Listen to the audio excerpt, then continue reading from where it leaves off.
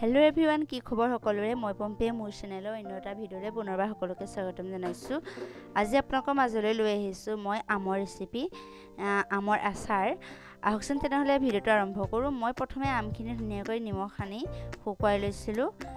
এতিয়া এইফালে লৈ লৈছো মই গোটা ধনিয়া গুটি আৰু জিয়া আৰু মেথি গুটি লৈ লৈছো। এইখিনি ধুনীয়াকৈ মই এতিয়া ভাজি লম। ইফালে এখন কেৰাহী পাতি দিছো। কেৰাহীখন গৰম হ'ল, তাতে মই মেথি গুটি জিৰা আৰু ধনিয়া গুটিখিনি দি দিছো। ধুনীয়াকৈ এইখিনি গৰম কৰি লম মই।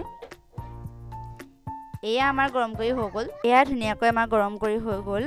এতিয়া মই মিক্সি বাতিটোত ধুনীয়াকৈ লৈ লৈছো। এয়া গুড়িও কৰি ললো মই ধুনীয়াকৈ। এয়া ইফালে মই লৈ লৈছো এখন এটো বটুৱা বুলি ক'ব পাৰি, এটা বটুৱা পাতি লৈছো। ধুনীয়াকৈ ইয়াত তেল দি দিছো। তেল দিছো মই 1 লিটাৰ তেল দিছো। খালি ইয়াত ধুইব পৰা নাই, কম কম লাগিছে যেহেতু বটলটো ডাঙৰ হয়। ইফালে আমখিনিও দি দিলো। ইফালে আমখিনি মই ধুনীয়াকৈ ভাজি লম। এয়া দেখিছেনে, আম মই 5 কেজি মানেই লৈছিলো, খালি শুকাওতে অকমান হৈ গলকে। ইয়াত মই মছলাখিনি দি দিলো। হালধিও দি দিছো। নিমখৰ পৰিমাণটো মই ইয়াত কম কৰি দিম, যেহেতু মই নিমখ দি পেলাই ইয়াত শুকুৱাই লৈছিলো। নিমখ হৈয়ে আছে আৰু ভালদৰে ইয়াত মানে জলকীয়াটো ইমান নোপোৱা নাযায়, পাই খালি আমাৰ অসমৰ নিচিনা ইমান জ্বলা নহয়, সেইটো কাৰণে জলকীয়া ইয়াত দিয়া নাই।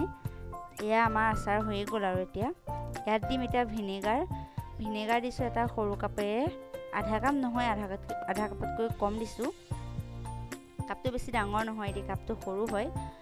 এয়া আমাৰ আচাৰ হৈ গ'ল আৰু এয়া মই এতিয়া ঠাণ্ডা হ'বলৈ দিম। ঠাণ্ডা হোৱাৰ পাছত ধুনীয়াকৈ বটলত ভৰাই থম। মই বটলত ভৰাই পেলাই ফ্ৰিজত অকমান দেৰি ভৰাই দিছো ঠাণ্ডা হ'বৰ বাবে। ভিডিঅ'টো চাই কেনেকুৱা পালে এটা কমেন্ট কৰি জনাব। আজিলৈ আহিছো, বাই বাই।